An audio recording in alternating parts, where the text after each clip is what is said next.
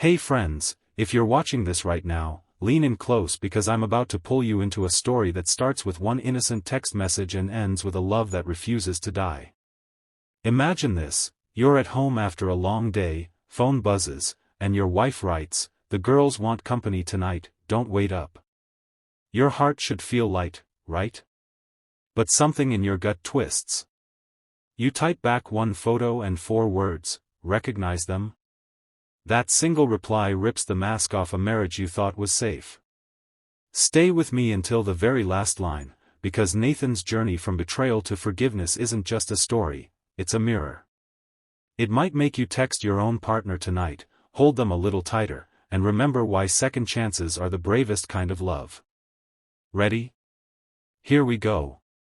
Nathan sat in the dim glow of the living room lamp, the house too quiet for a Friday night. The kids were at his mother's, the dinner dishes were washed, and the only sound was the low hum of the refrigerator. He stared at his phone, thumb hovering over the keyboard. Sarah's text had arrived 20 minutes ago. "The girls want company, don't wait up. Love you." 3 little words at the end that used to feel like a warm blanket. Tonight they felt like a question mark. For months the blanket had been slipping.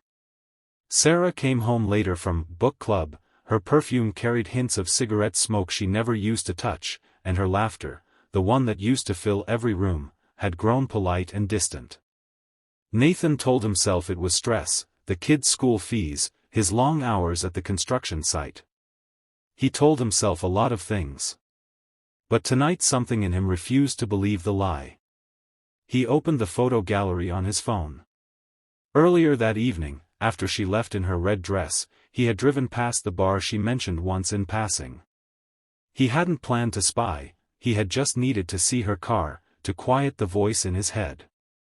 Instead he saw her car parked beside a sleek black SUV he didn't recognize. Through the big front window he watched her. She wasn't with the girls. She was laughing, really laughing, the way she used to laugh with him, while a tall man in a crisp shirt leaned close, hand resting on the small of her back like it belonged there. Nathan's hands shook as he zoomed in and took the picture. The flash was off, but the image was clear enough: Sarah's head thrown back, the man's face inches from hers, 2 glasses of wine between them. He stared at the photo for a long minute, chest burning. Then he typed the message that would change everything. Recognize them? He hit send. The silence that followed was deafening. 3 dots appeared, disappeared, appeared again. Then nothing. 10 minutes later his phone rang. Sarah's name flashed on the screen. He let it ring 6 times before he answered. "Nathan, what the hell is this?" Her voice cracked like thin ice. "You tell me, Sarah. Who are they?" She started to speak, stopped, started again. "It's not, I can explain." "Explain why you lied?" His voice was quieter than he expected, but each word felt like a hammer. "Explain why you're out with him while I'm sitting here waiting like a fool?" The call lasted 11 minutes and 43 seconds, Nathan would remember the exact length forever. She cried. She begged. She said the man's name was Alex, that he was just a coworker, that it was only drinks, that nothing had happened. But Nathan had seen the hand on her back. He had seen the way she leaned in. The truth spilled out in pieces between sobs, the loneliness that had crept into their marriage, the way his long hours made her feel invisible, the attention Alex gave her that reminded her she was still a woman, not just a mom and a wife. By the time the call ended, Nathan's eyes were dry but his heart felt scooped out. He walked upstairs, stood in the doorway of their bedroom, and looked at the unmade bed they had shared for 12 years. He pulled a duffel bag from the closet and started packing. Not everything, just enough to survive a few nights at his brother's place. He left her favorite coffee mug on the counter with a note: "I need time. I don't know if I can come back." The next weeks were a blur of pain. Sarah called every day. She left voicemails that started strong and ended in whispers. "I'm so sorry. I stopped seeing him the same night. Please talk to me. Nathan listened to every single one, sitting in his brother's guest room with the lights off, tears he couldn't explain sliding down his face. He went to work, smiled at the crew, came home to an empty house that still smelled like her lavender shampoo. The kids asked why mommy wasn't home. He told them she was helping grandma, another lie to protect them from a truth he couldn't yet face.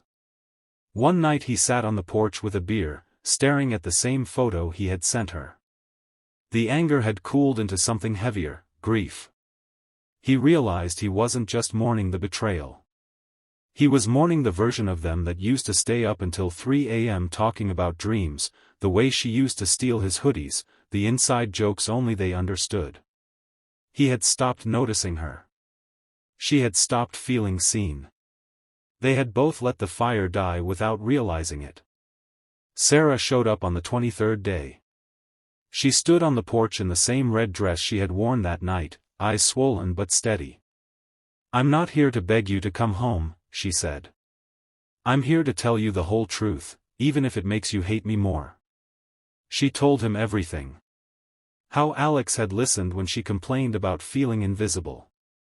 How one drink turned into two, then texts, then that night at the bar where she almost crossed a line she could never uncross.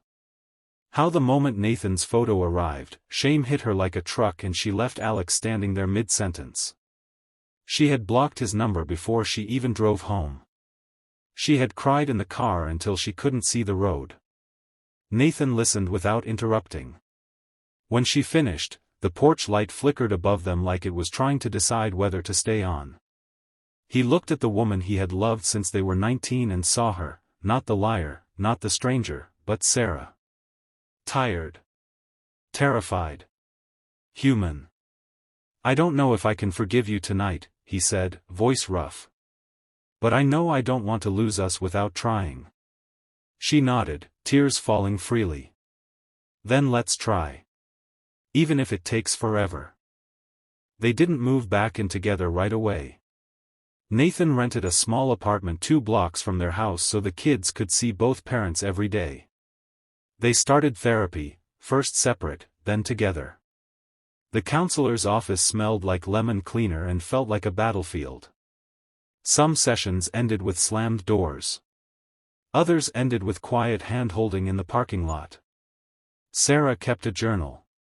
Every night she wrote one thing she loved about Nathan that she had stopped saying out loud. He read them on Sundays over coffee at the little cafe they used to visit before the kids. Some entries made him laugh through tears, "The way you still dance with me in the kitchen even when the song is terrible." Others broke him open, "I forgot to tell you how safe I feel when you hold me after a nightmare." Nathan started coming home early on Wednesdays.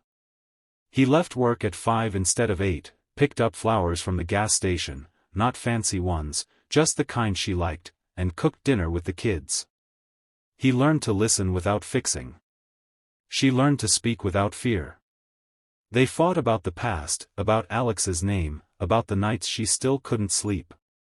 But every fight ended with the same promise: we're still choosing each other. 6 months later they stood in the same living room where the story began. The kids were asleep upstairs. Sarah held a small velvet box. Inside was a simple silver ring engraved with the date he sent the photo, the day everything broke and everything began again. "I don't want to replace the old one," she whispered.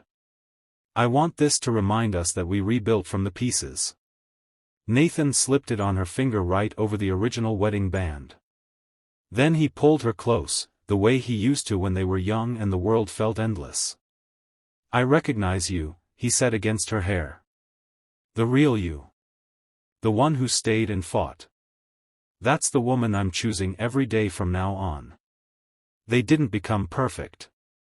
Life still brought arguments and tired nights and moments when old fears whispered. But they had learned the secret most couples never discover until it's too late: love isn't the absence of pain. It's the decision to walk through the pain together and come out the other side holding hands. Years later, on their 15th anniversary, Nathan stood on the same porch where Sarah had confessed everything. He looked at his wife, gray beginning to thread through her hair, laugh lines deeper, eyes still the brightest thing in his universe, and smiled. "Remember the night I sent that photo?" She laughed softly. "How could I forget? It was the worst and best night of my life." He took her hand. "Best night," he corrected. "Because it taught me that even when trust breaks, two people who refuse to quit can build something stronger. We almost lost us. But we didn't. And that's the part one want our kids to know someday, that real love isn't the fairy tale. It's the comeback." If you're still here, friend, I hope Nathan and Sarah's story stays with you. Maybe you've been the one who lied. Maybe you've been the one holding the phone with a broken heart. Maybe you're somewhere in between. Wherever you are, remember this: the strongest marriages aren't the ones that never crack. They're the ones whose cracks let the light in. So tonight, put your phone down for a minute.